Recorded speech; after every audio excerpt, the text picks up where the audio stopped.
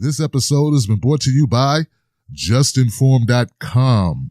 If you're tired of being censored, tired of having your data stolen and sold, go to JustNForm.com, a social media site where all voices are welcome.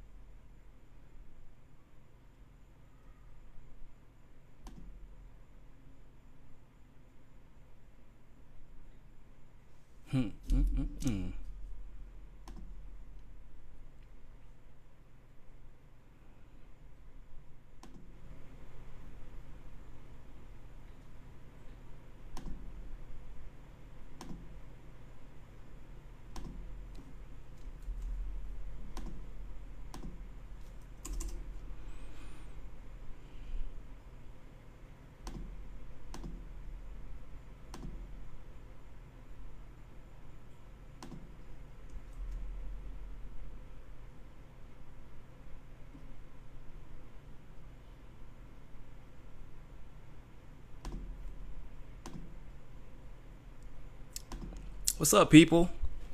We have about one more minute, so if you are tuning in right now, clearly I am not Tim Black, but I am standing in for him today. So I strongly encourage you all to share. We're going to have a fun show. I'm super excited to be, filling in for Tim. It's a great honor. So give me about literally maybe a minute and a half. We'll go ahead and get everything started.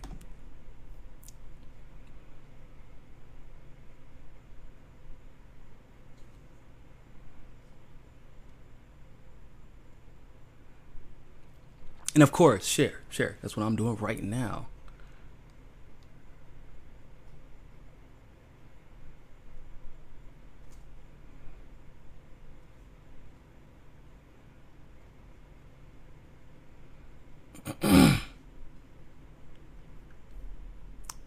Hi, Nambi Kia, Alan Parker. I am on the air. Appreciate it, man. Thanks for letting me know.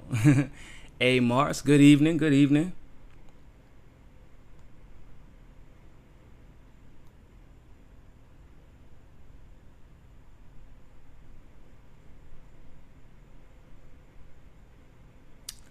Oh, I forgot he's not doing Facebook. Oops, my bad, definitely forgot about that. But it's cool though, because we are on YouTube.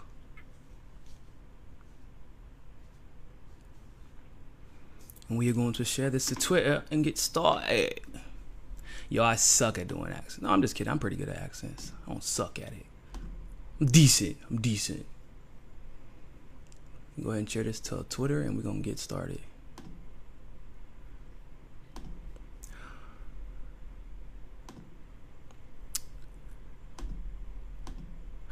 All right, people.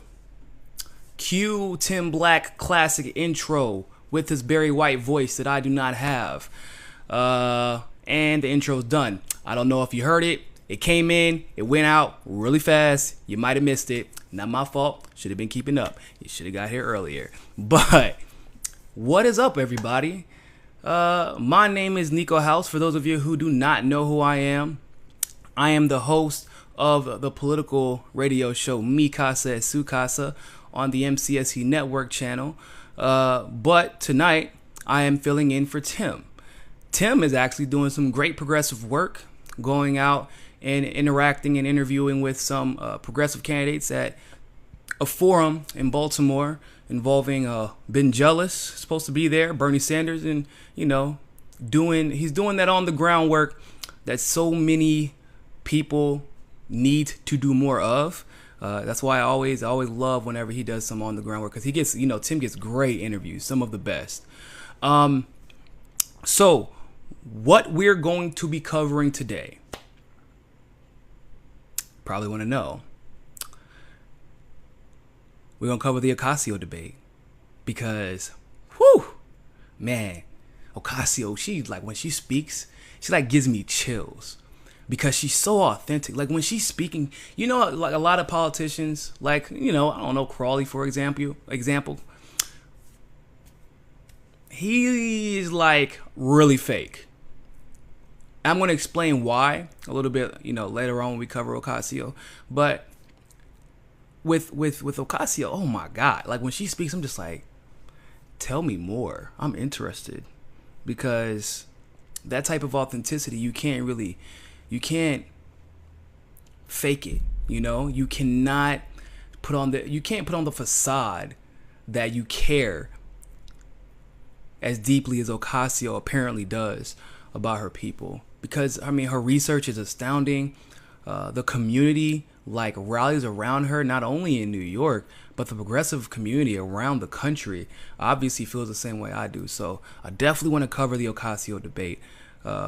We're also going to cover the OIG reports, the Office of Inspector General reports, and some of the findings that I have found. There are many, many more to be found. I simply have not gotten that deep, as deep as I should say, into the report.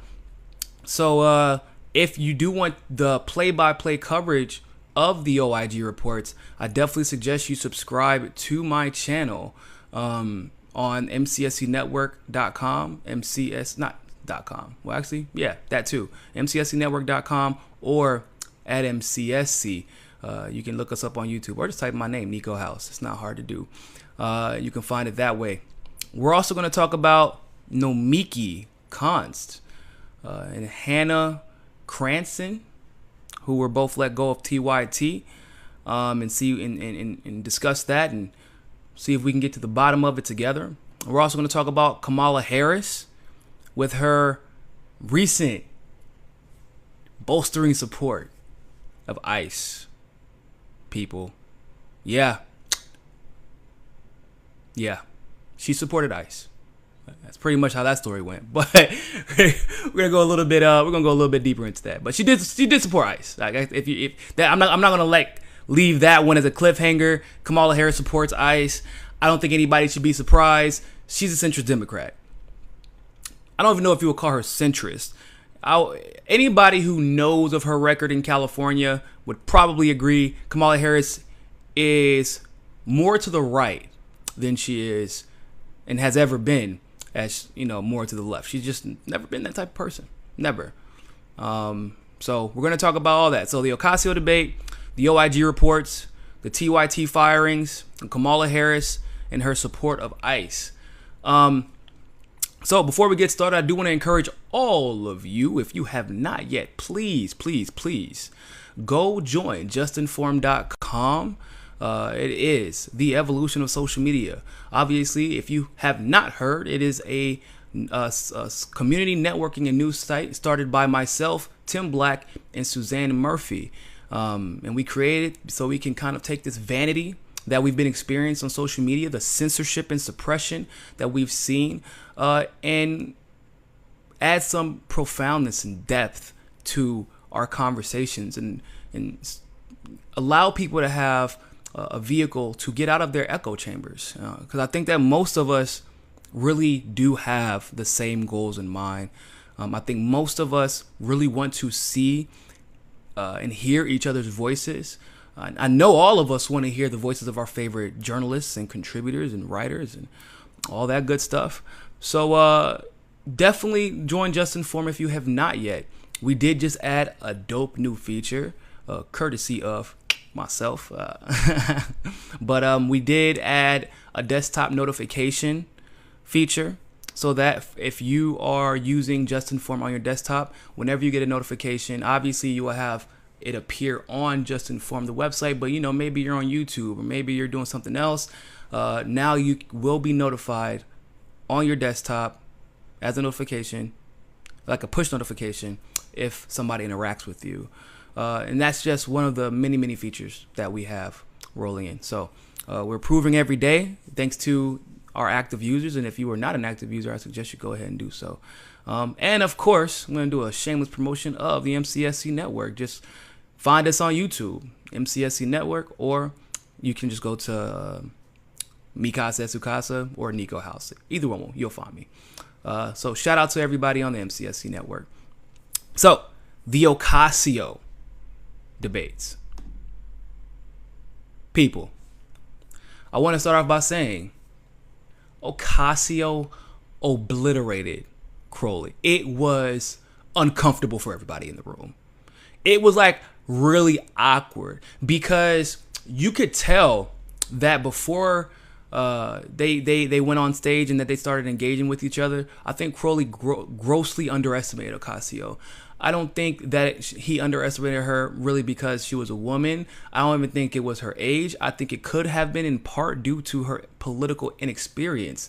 But whenever Ocasio was on that stage, I had to take a step back and start taking some notes.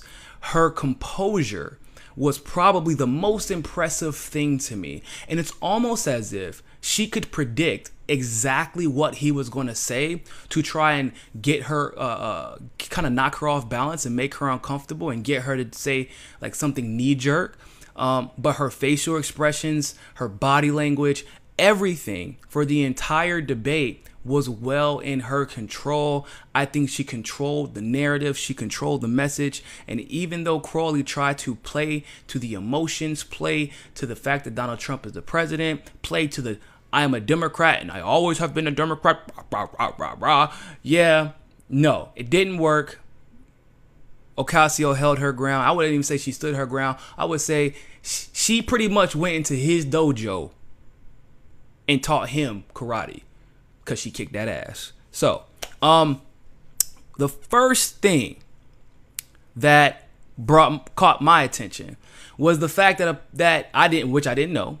Crowley is the chairman of the local Democratic committee, like in the area that he's running in.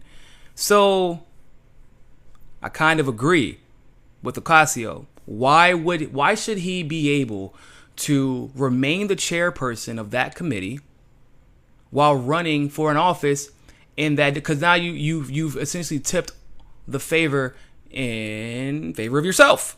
Like, we now know that the Democratic National Committees of various states and localities help fundraise. So, if you're the chairperson and you're also corrupt, of that area, are you probably not going to use the infrastructure of the Democratic Party to raise money for yourself? You know, with the vast network of favors that you've gained over the years by being corrupt.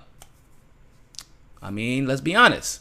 In New York, you're not becoming a Democrat. You're not becoming the chairperson of anything Democrat unless you are corrupt.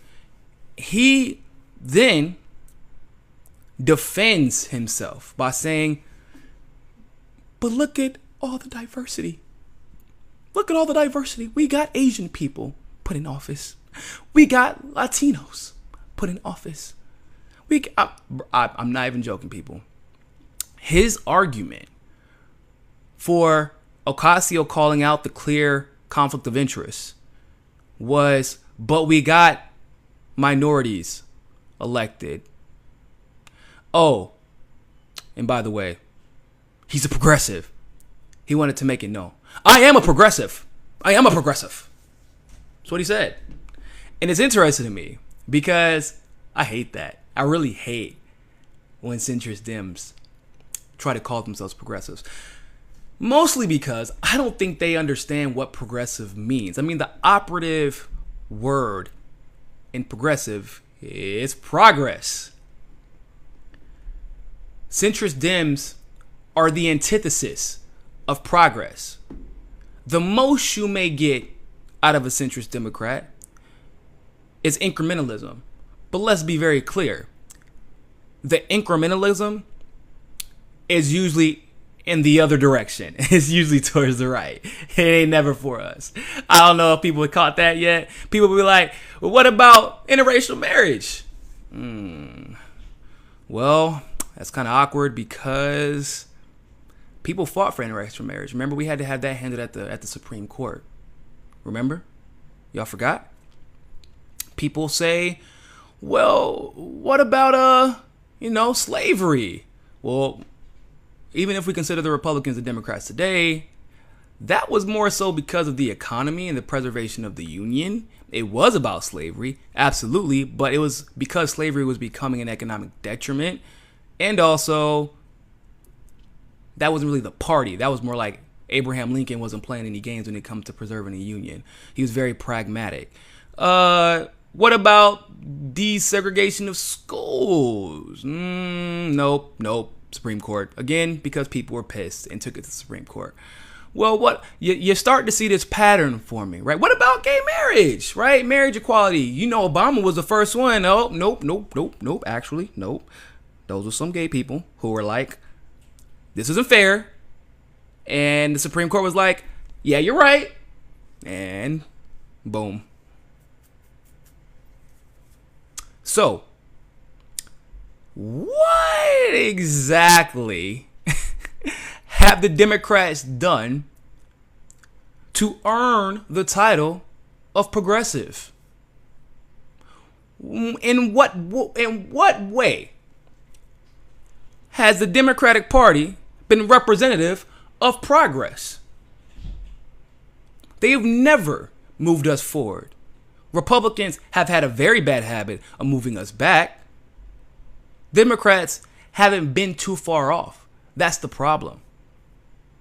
Even as Kamala Harris tries to put on her little progressive hat and whisper sweet nothings into our ears, she pillow talks us and she says, I'm a progressive, guys. I want single payer just like you.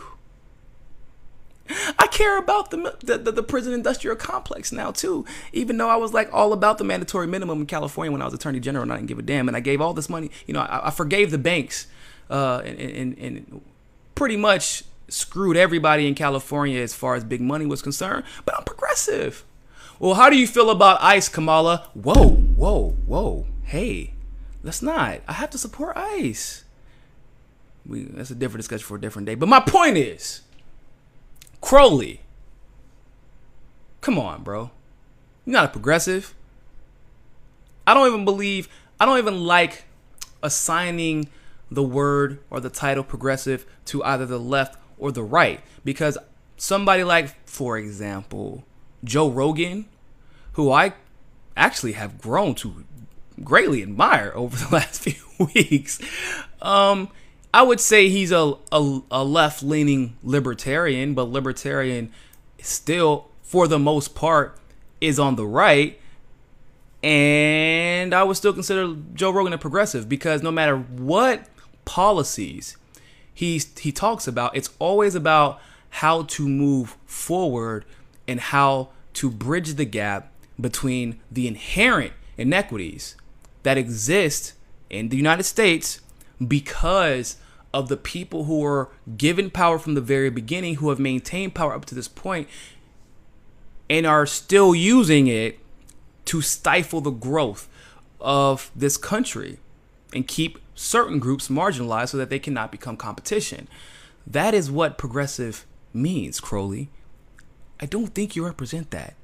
Let's be very clear about that. So Ocasio was very clear in her response. She said, well, look, bro, what if Bernie Sanders or Hillary Clinton was on was a DNC chairperson? Well, we kind of know what would happen if Hillary Clinton was a DNC chairperson, because she kind of was. Even though Debbie Wasserman Schultz may be slightly worse. She's worse at hiding things, that's for damn sure. But Ocasio made that very clear. Crowley had no response. In other words, he's not giving up his chair seat. And then she calls out something that he had did regarding the zoning over in 82nd. Essentially, it's like big developments, city stuff, money being spent, people being gentrified. Nobody knows where the money comes from. The money's never available when it comes to help people out, but it's always available when it comes to new developments that people get paid to put into place. Ocasio called this out, and this is in Queens off 82nd.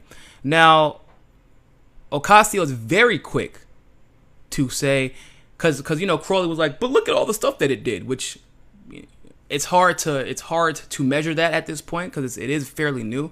I don't even think that was built whenever I lived there, and that was almost a year and a half ago. So, but she says, hold on, homie. We voted against it though. Like, we voted against it. All of us we voted against it. We voted nay, and yet it was still built. So it doesn't matter what it did or did not do for the community. At that point, you still usurp the democratic process. You undermine the community and the decision that they made for personal gain to push something through because you got paid for it. And, but I'm a Democrat. And Donald Trump. Donald Trump. Come on, people, vote for me. Donald Trump. Haven't the Democrats been doing such a great job dealing with Donald Trump thus far?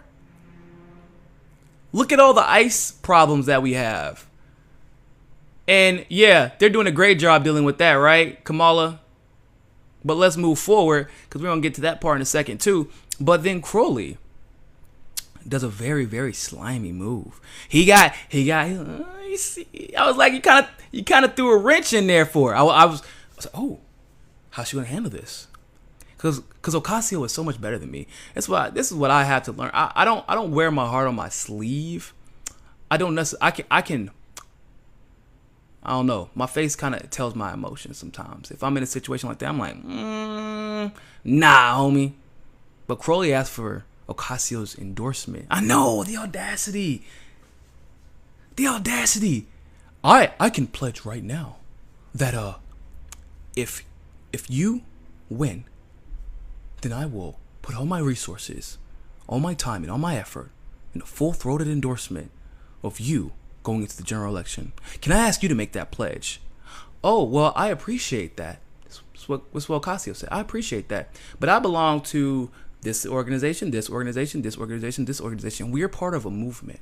So, in other words, I will take that to them.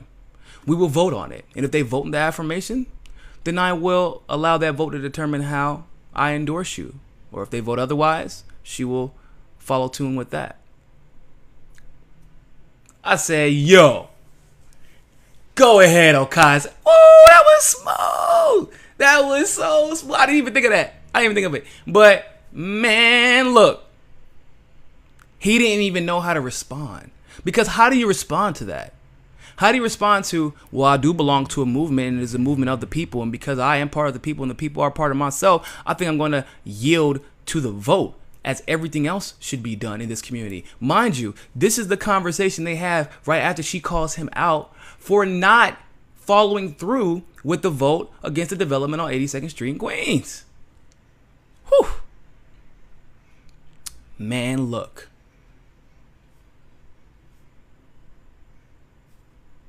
Hey, Ocasio is smooth. One thing that I think that I learned during this debate was that Ocasio is ready for Washington. She sees the slick talking. She sees how they can be very slimy. These Democrats. The Republicans too, but right now we're just focused on the Democratic primary. But the Democrats can be more slimy because they can pretend to be on your side. Look at what Senator Warren did to Bernie Sanders. I'm going to stay neutral. I think that both of these guys are really good candidates. I'm going to stay neutral. And then right before the biggest race, yeah, fuck what progressives want. I'm going to vote for or endorse Hillary. Hey, right? Why, people? Why would she do that? Because at least the Democrats at least with Republicans, if you're a Democrat, you know that's the enemy. They got a big red sign painted on their back. But with the Democrat like Crowley, he'll put his arm around you and then stab you right in the throat. Once it gets all the way around, after he pulled you. I just want to tell you something real quick.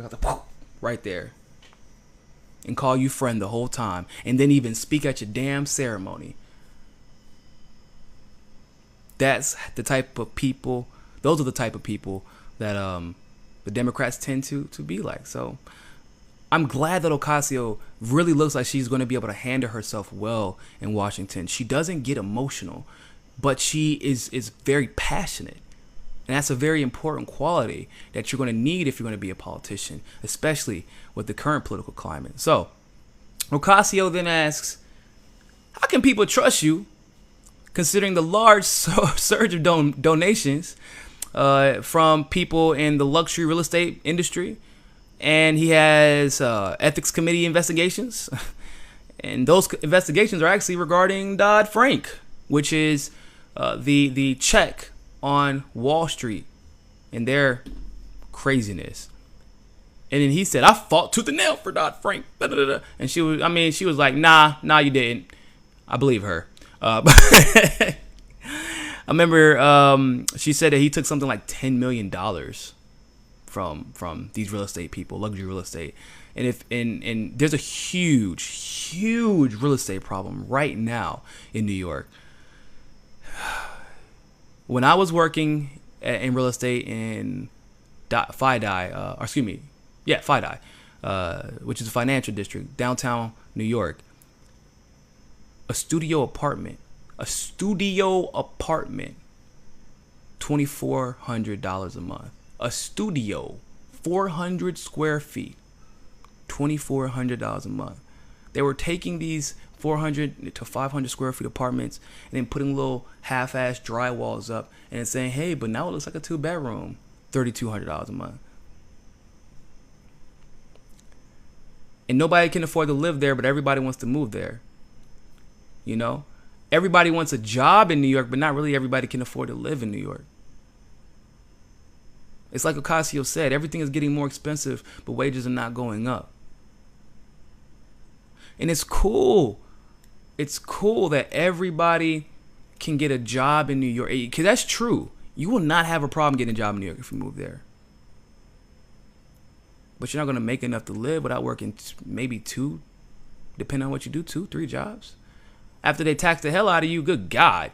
You know, look, if you make $100,000, no, you don't. You make about 45. You make about 45,000 a year if you make 100,000. When we go down the list, healthcare, which is good in New York, by the way. The healthcare in New York is better than most places, depending on your income. Travel monthly. God forbid you have to pay, if you commute to New Jersey, you're paying $16 one way and back every single day. Yes, sir. So that's already what? $1,000 out of your check every month. You're paying state taxes. You're paying city taxes. God forbid you live in Long Island, then you're paying the 3rd highest property taxes in the country. If you have a vehicle, sweet baby Jesus, you're paying for your car, your insurance, and to have a parking space.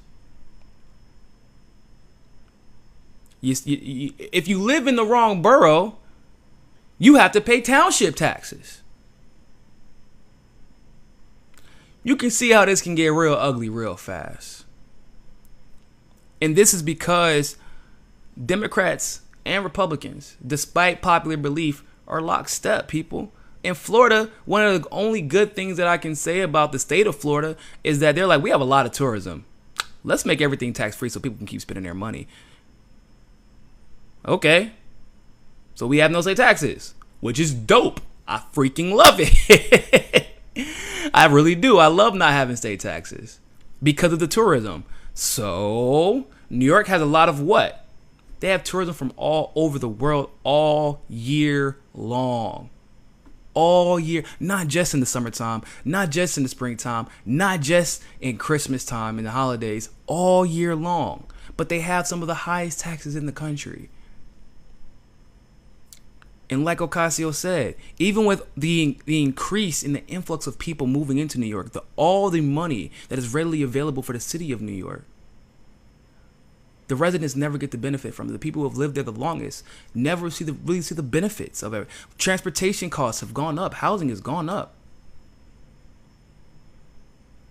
So I'm glad Ocasio is running because I feel like she's gonna do something. She's gonna do what she can for New York. Like, in New York is a very important state. Like, we can't. There are people who may be conservatives who don't like New York, but like the city of New York is a very important city. People, it is a very it's one of our biggest breadwinners, and it has to be kept under control. Because understand, if it becomes so if it becomes so unaffordable that the residents who made the city what it is are all forced to leave, then you are giving total control to the corporate oligarchs, and we will never have control of it again. And I don't believe any city should be like that. California is already well on its way to becoming that. My family that was born, like half of my family was born and raised in California, and a lot of them can't afford to live there. A lot of them leave. So, good stuff, Ocasio. There's a couple of other things that they talked about. Crowley tried to do a little underhanded move. He said that Ocasio asked for more flexibility on gun control, and she was like, "Where did you hear that at?" This woman said, or this man said, on Reddit, it was on the thread on Reddit, and he tried to speed past that shit. Not joking.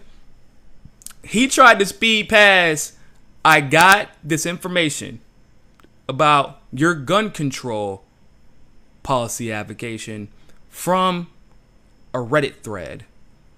And then a lot of people go there for information.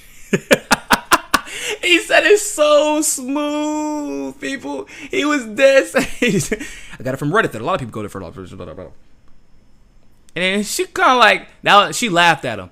And her response, I distinctly remember when she responded. He was trying to insinuate that they were not lockstep on gun control. He's like, yeah, we're both Democrats, but her gun control advocation, or lack thereof, that I got from Reddit says that she wants more flexibility. I don't know what the hell that means, but whatever. I think if she did say that, which she didn't say anything of the sort, apparently, according to Ocasio, and she hasn't lied yet, so why would I not believe her? She said, no, I'm against bump stocks. I'm for banning assault rifles. I'm for more control and ending the loopholes. There's literally no daylight there. And she said, oh, it gets better. She said, how about we talk about the fact that you're accepting a bunch of money from manufacturers, essentially. And he was kind of like, well, the Parkland students don't have room for flexibility. What? What the bro? Dog. What the hell? Really?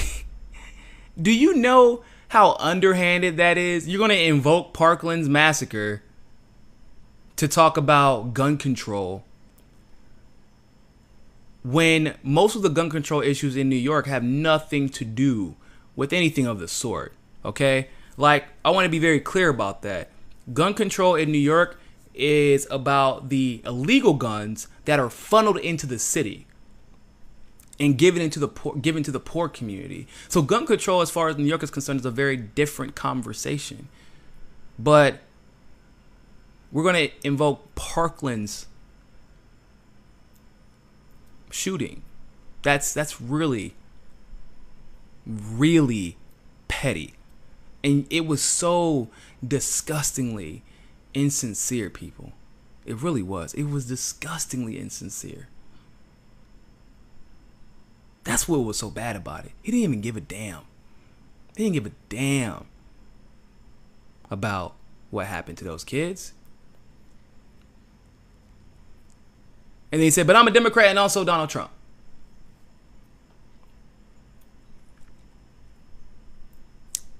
So they went into like the little speed round. Okay, well, how do you feel about ICE? Ocasio was like, we need to ban ICE. I'm like, yeah, we do need to ban ICE. Yeah, we do. And this is going to be a good segue into our next topic about Mrs. Kamala. I can't stand her ass. Yeah. But Crowley actually, which is the dumbest. Okay, people, you have to understand something. The Bronx is known for two things: handball, being the boogie down Bronx, and immigrants of all types, but most specifically the Latino community and the Asian community. Same with Queens. Okay, he sat back with all his might, people, and said, "I'm with Kamala Harris. I think that we should absolutely keep ICE in place." So remember all that nonsense about how he's a Democrat, right? And at least I'm not a Republican, but I'm a Democrat. Oh, by the way, he opened up the debate saying, "I'm a progressive, but I'm a Democrat above all else." So that means you're not a progressive. Because for progressives, no matter if you're on the left or the right, it's progress above all else, right? But that's not how he feels. It's Democratic Party above all else. But you want to know why the Democrats just suck so bad. They suck so bad. Because you say stuff like, we're not like the Republicans, but despite everything we've seen done by ICE over the last few months, despite the, in my opinion, very clear federal overreach. Because there are people who think that I'm like this weird, I guess, hyper leftist type of person, because I don't believe in open borders, but I do believe in a clear path to citizenship. However, I also believe that we should be monitoring the borders, and I have no problem with questioning people. But guess what? People would be more likely to go up to the government and say, "Hey, I'm here. I would like to have a citizenship and a clear path to it.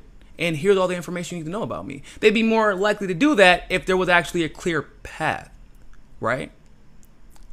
And I believe that path to citizenship should be left up to the hands of the state. I do not believe the federal government should be involved in this unless it is through the military. I guess that makes me conservative in that regard. I think if California wants to have sanctuary cities, then I don't believe the federal government should be able to determine that they can't have sanctuary cities. Because where is most of their money going to? California. If they get pulled over by the police, where is that? Who's going to deal with that? California and the city or the county that person was pulled over in or arrested in. When families are being separated, who's going to have to deal with the backlash in the community? The city, the town, the state. If there are problems in that state, then the state should address it. But the immigration issues of New York are not necessarily the immigration issues of California, which are not necessarily the immigration issues of Minnesota, which are not necessarily the immigration issues of Iowa. You get what I'm saying? I believe that is a state issue. We're going to talk about that a little bit more too. But Crowley is siding with Kamala Harris on that. They support ICE, which is we're going to get to ICE in a second. Okay. Also, Crowley said, look, I love Nancy Pelosi. I'm going to support her too. It's almost like these Democrats are deaf. It's almost like these Democrats have heard nothing.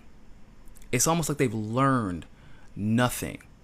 What makes you, in that race, you can actually lie about supporting Nancy Pelosi, because the poor community, right? The poor community isn't really paying attention to everything Nancy Pelosi is doing. All you can really afford to do,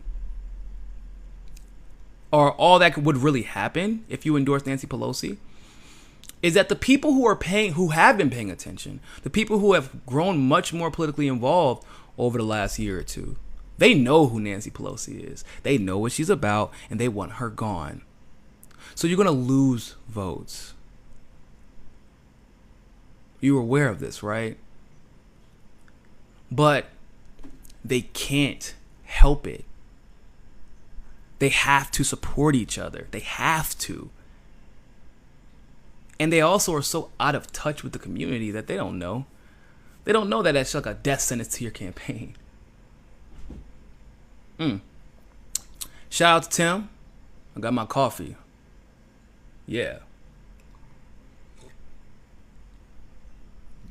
Before we go into the next segment, dealing with Kamala Harris, once again, I definitely want to encourage you all to go, if you have not, donate to Tim Black's Patreon. You can find it on his Twitter account. The man does everything himself. He's fully funded by you. As you all know, he took a big hit. He's not going to tell you because Tim is a very, very humble man. He never praises himself enough, and so I always heap praise on him. You all, if you've seen my show and you see me on here, I always give him praise. Donate to his Patreon. He had his live streaming turned off for months. That is a huge hit to a journalist who makes a good chunk of his income from YouTube views. He's out there right now in the field doing what he can do because of the donations that you've given to him. So I hope that you all continue to do that. If you haven't, up your donation to him. Just for this month, even if you have $5, you can give him $10 a month on Patreon. So also, I do want to give another shout out to JustNForm. If you have not registered yet, make sure that you do so. Join us with this revolution of social media that we have created. You can do so by going to JustNForm.com. I'll even type it in here.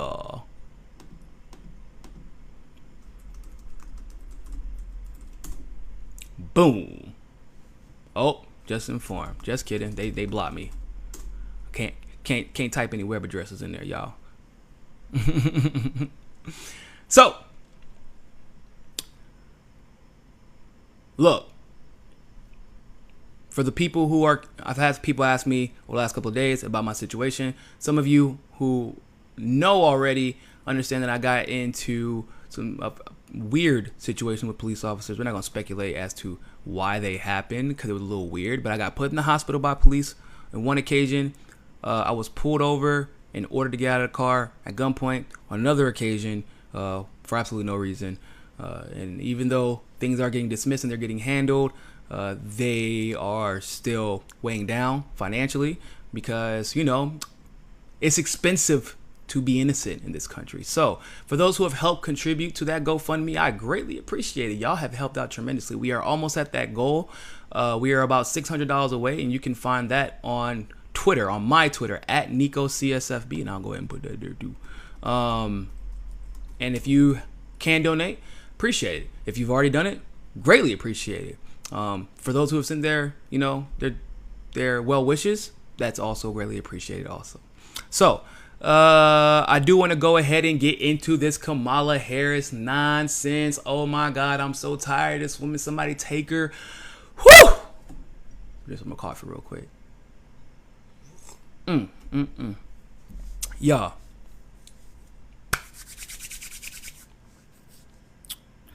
The reason I love this show is because this show specifically, Tim does a lot of shows. He's Coffee with Tim Black, got Tim Black at Night show. He got this one in particular. It's called No Sellouts.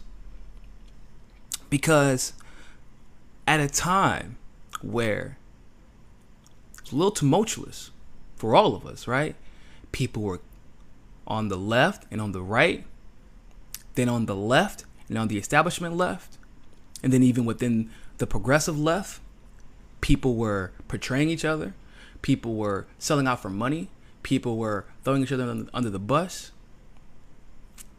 And a few of us, very few, stayed true to ourselves, stayed true to the movement, and stayed true to moving forward. Very few of us. Myself, Tim, Elizabeth Lee Voss, Caitlin Johnstone, Susie Dawson, Julian Assange. Very few of us. That's why I love the title No Sellouts. Because believe it or not, the last of a dying breed. There's not that many of us out there, I'm sure. I'm not gonna call no names out here, people. I'm not calling no names, but on both the left and the right. If you watch any of these channels out here, you know I'll call Dave Rubin out. Dave Rubin is a total sellout. I have no problem with doing that. Candace Owens, another one. TYT in general. In general. Okay? It's clear where their allegiances lie. And it is with that dollar sign. And they will say anything to make sure that dollar keeps rolling in. They will pander to who they have to pander to make sure those dollars keep rolling in. I want to make something very clear.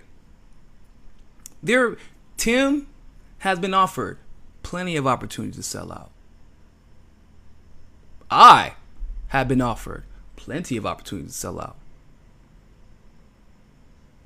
We've all been put in positions where we're offered to be on people's shows, people's networks, to do certain events. Well, hey, we'll pay you. Me personally, I was asked to speak at the March for Our Lives, but because it had been co-opted and I was pretty aware of it pretty early, no, I'm good. Appreciate it. Thank you. The one in Florida, by the way, not the one in DC. But yeah, the reason I say that is because Kamala Harris is the definition of a sellout. She pretends to be on our side. She pretends to pass or to advocate for prison reform. She pretends to advocate for single payer while she has held elected office and has never once advocated for it, has never once spoken out about it. Ask the progressives in California, people. They don't like her. They even try to, they run these tests. I call them heat checks. Remember what? January, February, end of 2017 also, they kept putting Bernie Sanders by Cory Booker. Right? Put them beside each other to see what happens. How do people react? And we reacted accordingly. Get your ass out of Bernie Sanders' way, Cory. We're trying to listen to somebody talk that actually gives a damn about the people. Appreciate it. Thank you. Bye. Fix your eyes. Come out the closet, please, bro. You're gay. It's okay. It's okay, man. Look, dead serious. Just come out. It's weird that you're not coming out. Everybody in New Jersey knows it. Just deal with it. Anyway. So they tried it. Didn't work. They bring in Kamala. All of a sudden, Kamala is the next Democratic rising star. What the hell about Kamala Harris makes her a rising star? Because she got about, I think she's at like 200,000 Twitter followers now. But whenever they claimed this, she was at like 30 or 40,000, something like that. And I'm thinking like, yeah, and like 50% of those followers are bots. Literally, they're bots. Remember when you ran those checks on like Hillary Clinton, for example, you found out that like literally almost all her followers during the election were bots. So they try to affect the idea that if you see Kamala Harris with a lot of retweets and a lot of likes and a lot of shares and a lot of this and that, you see her all over social media, that she's important, that she is indeed the rising star, and that people just vibe with her. It's interesting that you're trying to convince the world that she's more popular amongst progressives than, say, Tulsi Gabbard, who they're purposely trying to suppress. Who I know for a fact, once she gets seen, it's almost like that, I call it the Bernie Sanders turnover effect. During the election, if a person found out about Bernie Sanders, they were almost like 80% likely to vote for him. It was almost a sure thing. It's the same thing with Tulsi Gabbard. Once they find out about her, they love her instantly. But Kamala is the rising star. According to who? According to Clinton donors. It's not good. That doesn't make you the rising star. The rising star, the rising star title in the Democratic Party is almost like a death sentence to your career, to your campaign going forward. It's what it means is you are the most willing to sell out, especially not just sell out, people, but especially when it matters the most. That's the part. That's the important part about being a rising star. Not just about selling out, but selling out at the right time.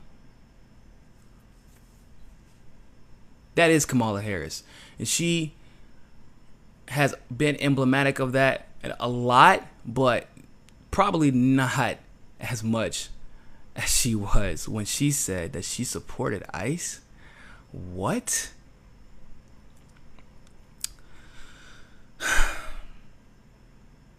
Look, like I said, people, I am for the control and the maintenance of our sovereign borders. I get that. I understand why it's important. But I am also one of the, I can say that. You know why I say that? Because I understand why people are fleeing Mexico. I understand why people are fleeing Venezuela.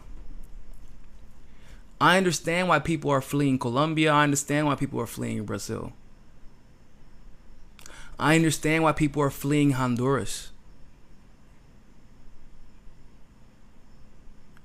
It's because we keep interfering with all of their politics.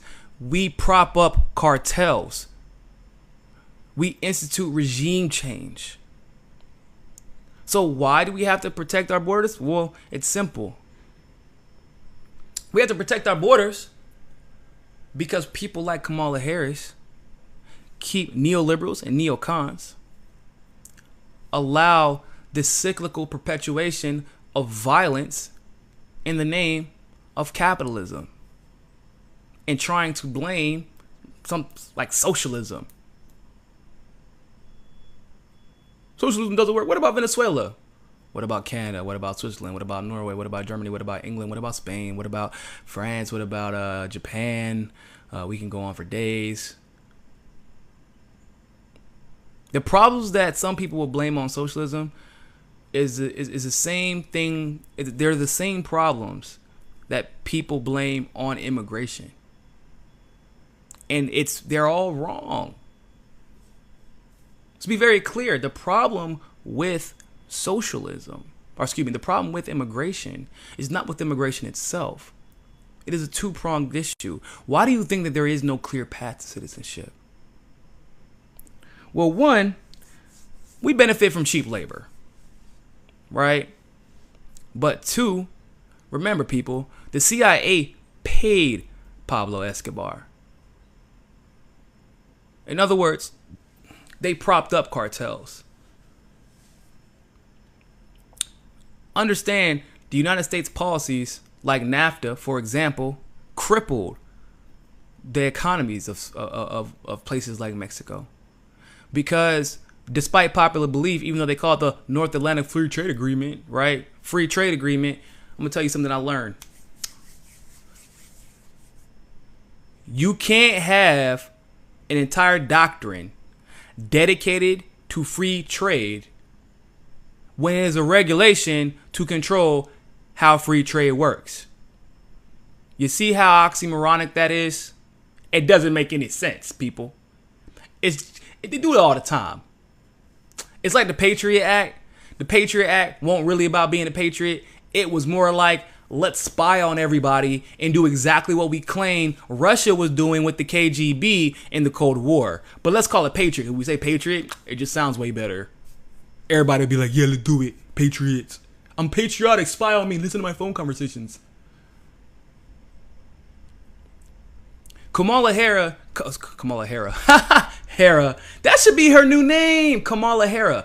If you don't know who Hera is, I'm going to need you to go read some Greek and Norse mythology, people. Please. So Kamala Harris, or Kamala Harris, has decided she wants to support ICE. ICE, supporting ICE is the same thing as pretending that Trump is the problem with all the racism in this country and all the issues, and he's a threat to our democracy. That was definitely Hillary Clinton. Hillary was the biggest threat to our democracy. Thus far, not even close. You know, the whole idea that, what do they call it? The lesser of two evils idea? Nope, I don't care who you are. You want to debate me on it? Be sure to message me after this video to determine who is the lesser of two evils between Donald Trump and Hillary Clinton, and I'd be more than happy to. I promise you that. Donald Trump is not a nice guy. I don't approve of a lot of things he says and a lot of things he does. But blaming him on racism, like you think who I was about to say something. You think people just woke up and said one day, hey, Donald Trump's in office, I'm racist now. No. So you think that ICE was created and then, oh, look, we have a solution now because immigration is right. We said we want to solve the immigration problem. So let's put a bunch of people in power to kick people out. But why didn't you put people in power to allow them to come in the correct way to begin with? Why didn't you bolster that part?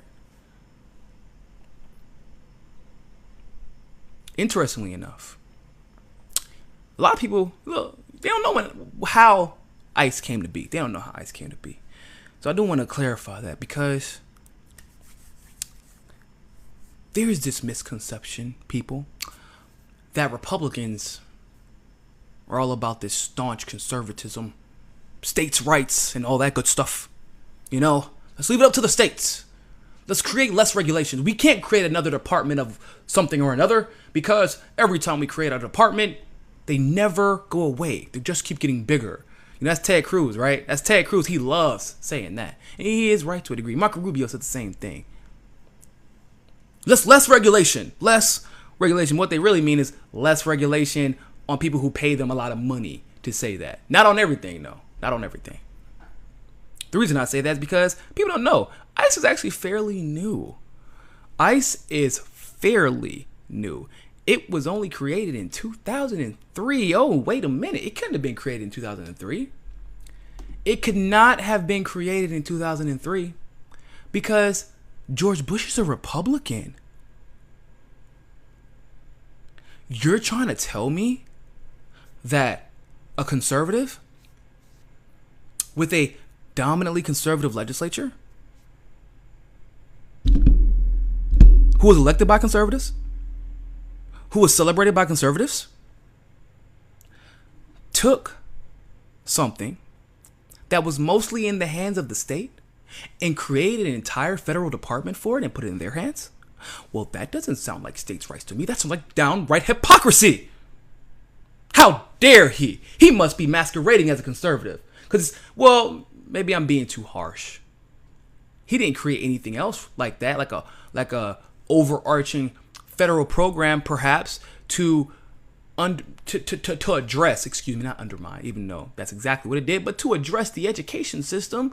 You know, he didn't do anything like that ended up rewarding schools that were already doing well and punishing schools that actually needed the help. He didn't do anything of the sort, like create a federal program to screw schools over and remove federal funding in places where they once had them and take the power out of the states again. He wasn't the one who passed No Child Left Behind, right? Couldn't have been Bush because he's conservative.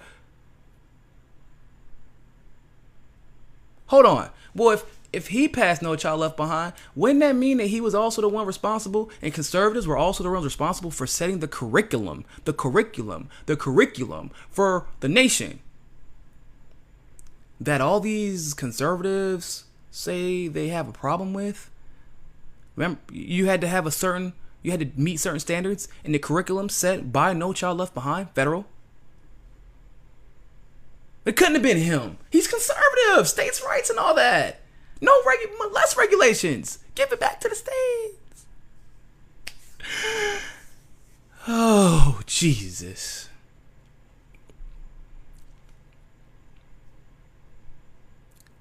The problem with ICE, the inherent problem with ICE, was because it was a federal solution offered, but it was the wrong solution, and they knew it. They knew that this was the wrong solution. The right solution would have been to maybe address the issues that are being caused by us in these nations, people. Don't you think that would be better than creating a program meant to separate people from their families? Don't you think that would be the right thing to do? Instead, that would probably more thoroughly address the problem. People are running. They're running. Oh, but don't worry. ICE isn't racist. Why would you think that? And if you know me, I'm not a race baiter, as they call them. But I am about my facts, and I am about the obvious.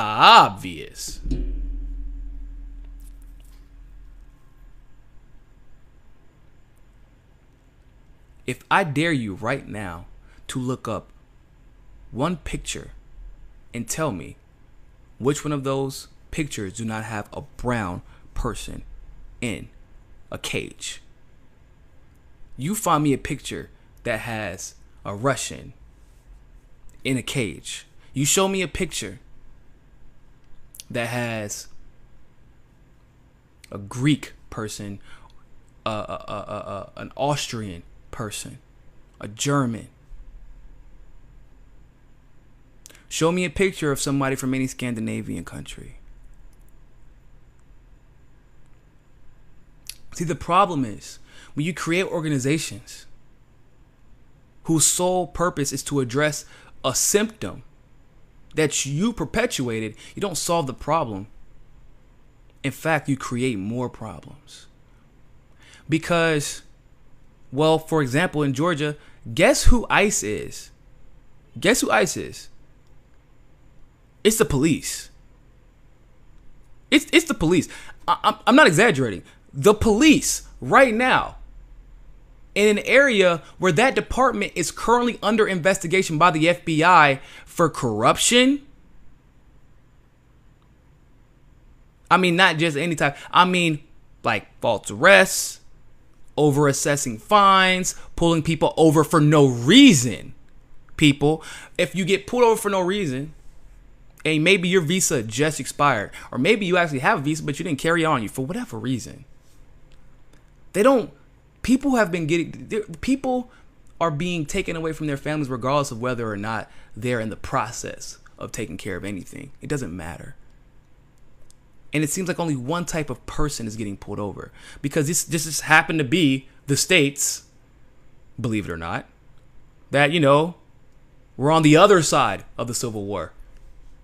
Can you believe, they were on the other side of Jim Crow.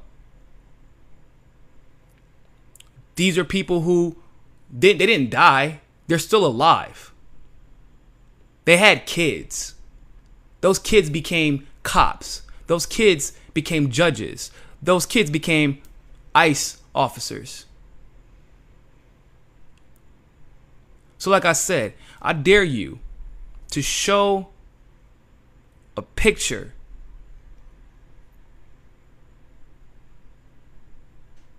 where you see a Russian in the custody of ICE sitting in the cage.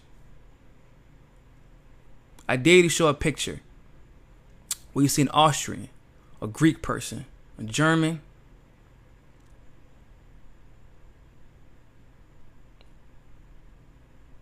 you're not going to find one. The biggest problem that we have with immigration right now is overstayed visas, and I hope you all know that. I don't know if you know that, but that's a fact.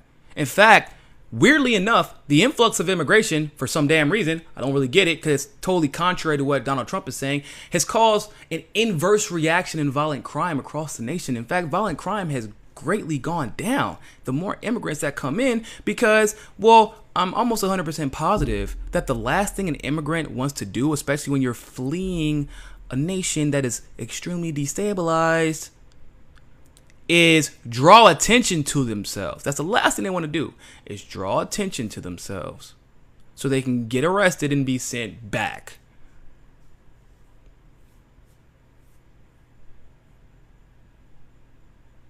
That, I mean, that's common sense, don't you think? So instead of creating a clear path to citizenship, which, by the way, for all those people who are like, they took our jabs, you're not a citizen, do it the right way. Oh, if they all did it the right way, y'all really be pissed because you can't underpay them then. Just letting you know. But I want you to understand how selective the push for immigration is. So I want to give you a few anecdotal examples of what it looks like, depending on this and the country you came from when you're an immigrant. Like, this is your experience. This is the different experiences. So I don't have to really explain it to you what it looks like for Mexicans, right? I think we're all pretty good on it. We're on the same page there? We're good? Okay, good. For Cuba, with Cubans, for a long time, they came into Florida and were given amnesty. They were given amnesty. Yeah, Not just amnesty. They were given grants to start businesses, grants to go to school. Okay? They were propped up. Their population multiplied as we welcomed more people here, and they were given automatic citizenship. Like I said, they were welcome there. The news would celebrate every time somebody left the shore and came into this great city of Miami. Okay. I don't know if y'all noticed this weird thing, but all the Cubans that you've probably ever seen on television, or if you've ever been to Miami, all the Cubans that you've seen are not, like, most of them are white. There's a reason for that, because all the ones who are actually brown are still in Cuba. There's a reason for that. I don't want to get into that right now. But they were given amnesty, and the welfare, by the way, that the welfare that Republicans say would just enable other black people or poor people in general, the welfare that they were giving, because they were giving grants, they were for school, giving businesses, they were giving amnesty, they were giving citizenship. Those are political prisoners seeking asylum, people. Okay? Political prisoners seeking asylum.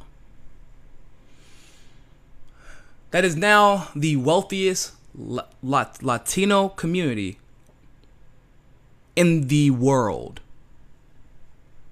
You understand this now, right? They were given welfare and amnesty and helped in every possible way. Richest Latino community in the world. There's crime here. The flow of drugs is never ending. Okay? Never ending. ICE isn't flying all over Florida though. They're not hanging out here all the time though. Not in Miami. Not in the nice areas of Miami, I should say. So, we have Venezuelans here too. But political asylum, once again. It's political asylum. Venezuelans mostly don't look like me. Just in case you're curious. Argentinians as well. They're not seeking political asylum. They just like Miami. I don't blame them. I like it too. But I want to go back to what I just said. Mexicans, though, those are immigrants. Those are immigrants. You hear the difference? When you're Cuban, and in case you don't know the difference, we were politically, we backed Batista before Fidel Castro came into power and took over. And one of the main messages behind Fidel Castro's revolution was the desegregation, not only in Cuba but across the world. And so that's why the black Cubans stayed in Cuba, but the white Cubans came over here and they gave you the Alabama version of the Cuban Revolution. They gave you the Alabama. You know how Alabamans, is that a thing? People from Alabama, Georgia, Tennessee, North Carolina, South Carolina, they gave you their own versions of what happened during the Civil War. It wasn't about slavery. This flag is about tradition and culture. That's why only we feel that way about it. And black people, for some reason, are really weird about it when we bring it around. They gave you their version of the Civil War and slavery.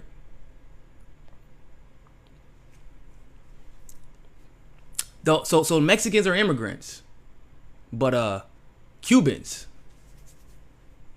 political asylum. Those are political prisoners. Venezuelan, same thing. Right?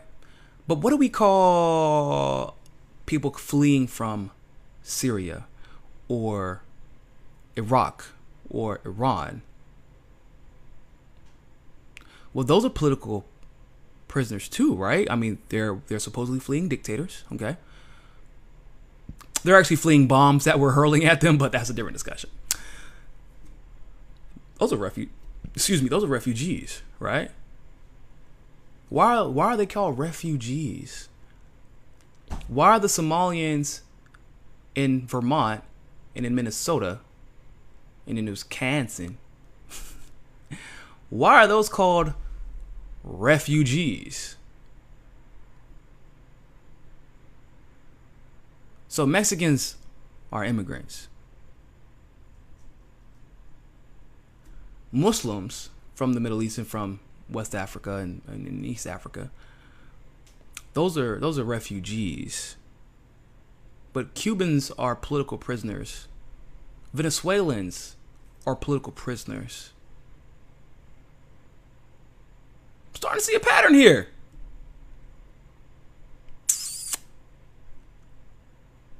Like I said, point to me one picture where you seen a Russian arrested by ICE. You may see them arrested by police, but that's not the same thing. Because the places that we know that are experiencing the most ICE activity, we're not in the police department like that. We're not us. Anybody with this shade, a little bit lighter, a little bit darker, we're not really in there.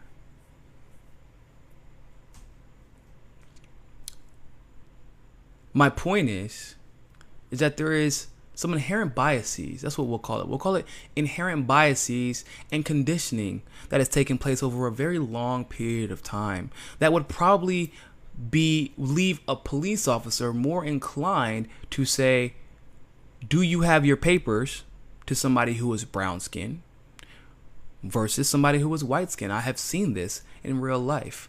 I cannot obviously say the name, and I won't even say the country that she is from. Well, let's just say she is Latina. She did not have her papers renewed. She was arrested and even given a felony. ICE now in Florida waits in the courtroom to send your ass right back where you came from. But because her English was perfect, I mean, she was born and raised here. I mean, she wasn't born here, excuse me. She moved here very early in her childhood. So her English was perfect. But she's very fortunate to be a white Latina. They never questioned her once. They never had it cross their mind that she was a dreamer and that her visa had expired. She was never under threat to be separated from her family. Thank God, by the way. I think that's absolutely horrific that they would even do that. But the reason why was because of how she talked, how she looked. She dyed her hair blonde, so they'd never even thought about it.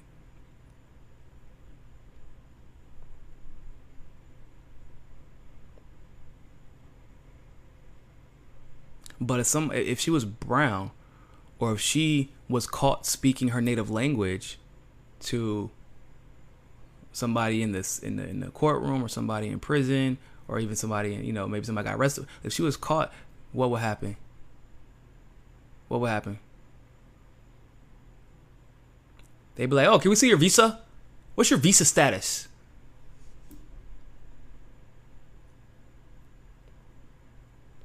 Because there are little things done. It's just like with the war in Iraq, right? The words matter. Titles, labels, they matter. And how we apply them matters even more. I always like, one of my favorite jokes, and it's one of the most telling jokes, really, politically telling jokes that I've heard today, was when Cat Williams said, "It's crazy, America is some bullies. We pretending like we killing soldiers, but You ain't never seen soldiers on the news, no soldiers from Iraq on the news. You ain't never seen no soldiers from Afghanistan on the news. They always say, today we killed a group of insurgents. And he's like, what the hell is an insurgent? What is an insurgent? What do they look like, and how many of them have we killed? Well, we killed a few hundred of those, but we killed over 1 million Iraqi citizens. Innocent Iraqi citizens. But if you call them insurgents, you dehumanize them. You make the public more apathetic, and therefore they don't question the ones you're killing. When you say Cubans are seeking asylum, and you say that Mexicans are immigrating, what are Mexicans really doing? Have you been to some of these places in Mexico? Do you know why they are that way? I can help you out there. It's us. It's us. The problems in Mexico are dominantly caused by us. They are seeking asylum. And for those who say there's that group that don't let the bad ones in. Don't let the bad ones, the Mexicans who have gotten here because they were either born here or their family was lucky enough to come, and they say, well, my family did it the right way. Oh, you were lucky. Okay? You were lucky. Congratulations. You think that the murder and death and the corruption stopped because you crossed the border? They can do it the right way too. No. You can literally invest tens of thousands of dollars per person in your family and still not get approved for your visa, and that money will not be refunded to you. Do you not understand that? There is no right way to do it. So for Kamala Harris to say she supports ICE, but not immediately and subsequently say, I also, however, support getting rid of this military-industrial complex that has perpetuated the violence and the instability of these countries, that is forcing people to want to leave their homes. You think people want to leave their homes, their family, their relatives, their jobs, their culture, their language, knowing that they can't go back? They may never be able to visit their home country again. They are confounded to the United States if they don't get their citizenship. You think people want to be in that situation unless there was absolutely no other way? Really, people? But Kamala won't say, she'll say, I support ICE, but I also absolutely support a clear path to citizenship, not a pussyfooting path. You're going to support ICE, but you won't in the same breath say, I also support the state's rights to establish a sanctuary city. Because the idea that immigration is not a state's issue only came at the hands of a Republican who was always screaming about overreach by federal government.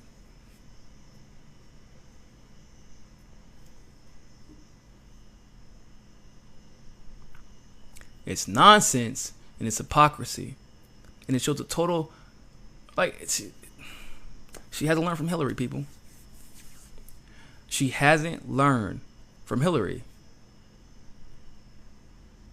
Keep staying in the center, Kamala. Please. Please do. That's going to win you that election. You think standing beside Bernie Sanders is enough to get people to like you? Bernie Sanders supporters, one way or the other, there were some that voted for Hillary because they felt it was out of necessity. I don't disparage them. I don't attack them for believing. I don't agree with them. I voted for Jill Stein, but I get it. But that doesn't mean they're idiots either. When you put that woman beside Bernie Sanders, in fact, it makes it easier to tell y'all apart.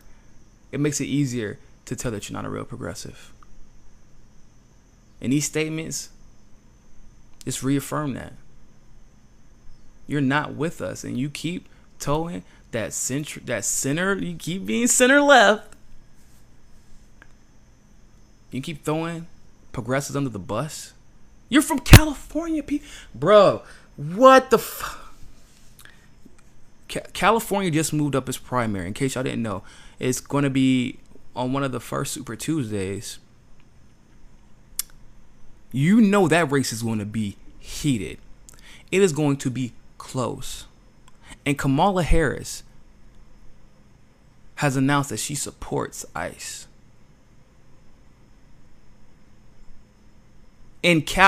Okay, people. You can't make this stuff up. You need California. Do you understand, Kamala Harris? You are from California. You are Attorney General in California. If you don't win California, you are no longer perceived as electable. People will laugh at you. Even the CNNs and the MSNBCs of the world will laugh at you as you fail in your own state. And so your response to that is a loud and thundering, I support ICE. The biggest problem that immigrants in California are dealing with at this point. You're a fucking moron. Sorry, YouTube. Y'all can read my lips. Fucking moron. That's those Democratic strategists for you. What's my motto about Democratic strategists, people? They're not smart. They're not intelligent. They're not even good at strategy. That is a misnomer. Democratic strategist only means fundraiser. Because 91% of all races across the country are won by the people who win the most money. Or who win over the most money. Now, I will say this, though. That number is actually an improvement, because before it was about 95%, and because of all the progressives that have been usurping Democrats, it's down actually to 91%. So, hey, it's an improvement. It is indeed an improvement. I want to talk about Nomiki getting fired from TYT and Hannah getting fired from TYT after I sip this coffee. Definitely go to JustNForm.com, register. If you are in already, go to the MCSC discussion group, and we'll continue this conversation after, of course, we finish tonight. Got a couple more seconds before we get done.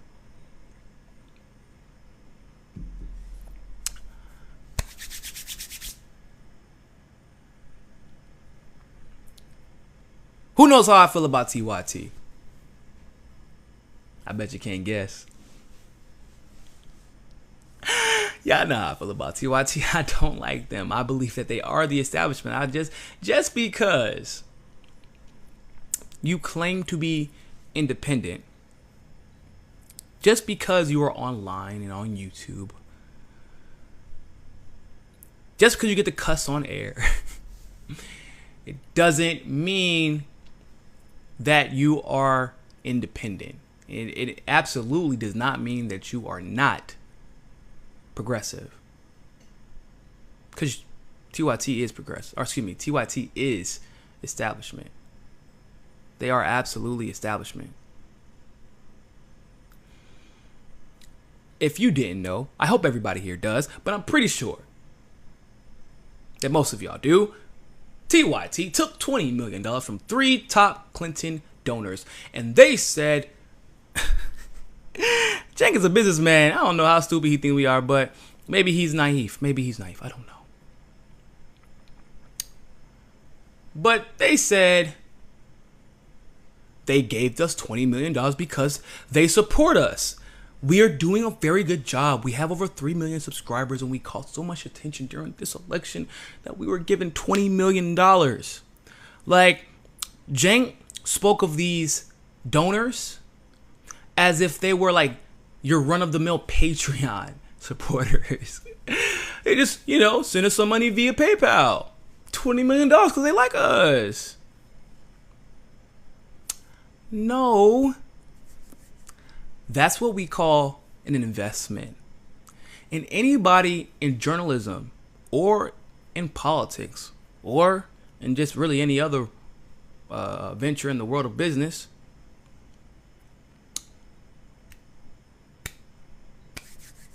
anybody, and by anybody I mean nobody, would be stupid enough to believe that somebody gave you $20 million, especially the people who gave it to you, and said, you know what, Cenk? I just love y'all so much. I want absolutely nothing in return. I just want to make sure that you guys can stay afloat to keep pushing this progressive message. Well, if they wanted you to keep pushing this progressive message, what happened whenever you were struggling to raise this $2 million to bring on other progressive journalists like Jordan Sheridan? Remember that? Remember, we want to raise $2 million because we want more Jordan Sheridans to cover things like Flint, Michigan, and Standing Rock, and to be really awkward in front of cameras. I don't know why he was so awkward in front of cameras. That's a different discussion for a different day. But if they were so concerned about the progressive message, why didn't those donors who found $20 million, why didn't they shoot you a little something, a little something to hold you over? Why? And in fact, if I recall, one of those journalists that you hired with that $2 million, well, two of them. One was Sean King, but he's no longer with you. The other one was Nomiki Konst. Now, I do want to say something. By the way, she's fired now. She's not there. And I do want to be very clear about something. Nomiki is not a bad person. I have my personal issues with her politics. I have my personal issues with her naivety. I have my personal issues with how she got involved with the Jordan Sheridan situation when she had absolutely no idea what was going on, whenever he was trying to blackmail us, or blackmail me specifically, and when one of his employees tried to dox me. I have a problem with the way she handled that. But I don't believe that Nomiki is a bad person. And I think that anytime someone like Nomiki, because she was pushing back on the DNC, okay, I give her credit for that. Like I said, I believe she was naive. I think the whole "you better be getting to the Dementor" shit was like, no. Really had a problem with her Russiagate rhetoric. She stepped way away from that. I think she kind of started catching on, like, oh shit, they're full of shit. I think she started catching on. I have a huge problem with her endorsing Hillary Clinton and slamming anyone who did not. But she's not a bad person. I don't get the bad person vibe from her. Jordan was a slime ball. I do get the bad person vibe from him. Cenk is an opportunistic slime ball. I don't like Anna either. Like, Anna and Cenk sat on television and tried to claim that there was no such thing as censorship on none of these social media platforms, and not on YouTube either. As their own network people were saying, like the Humanists and like Kyle Kalinske and Jimmy Dore were all saying, yeah, there is. Yeah, there is. There really is. What the hell? So I don't like them. I think that they do have nefarious intentions, and I think that at the very bare minimum, they're in a damn bubble that I just can't seem to pop, and nobody else can either. So when I say what I'm about to say, understand that it's about the progressive world and what it means to politics, but understand also that she's not a bad person, and we should never be celebrating anybody losing their livelihood. We should never be celebrating anybody waking up the next day and not knowing how they're going to be able to put food on the table, and anybody not being able to wake up the next day and being able to do what they love. Because even though Nomiki and I disagree on a lot, I don't think she was necessarily an enemy. I do believe, however, that she was extremely misguided in some of her approaches. So I want to make that clear. Now, with that being said, Nomiki was actually doing pretty well. My biggest critique of her was that she was really loud and there was like no results that came from that Unity Committee. Now, I do want to be very clear also.